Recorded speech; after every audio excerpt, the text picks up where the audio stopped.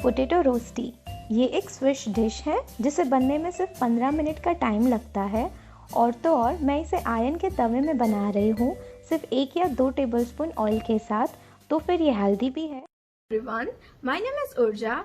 मुझे फास्ट करना, उपवास करना अच्छा लगता है सच में, पर जैसे जैसे फास्ट का दिन आगे बढ़ता है मेरी भूख भी उतनी आगे बढ़ती है, एंड दैट्स वाई मैंने ये ऑप्शन ढूंढ लिया है।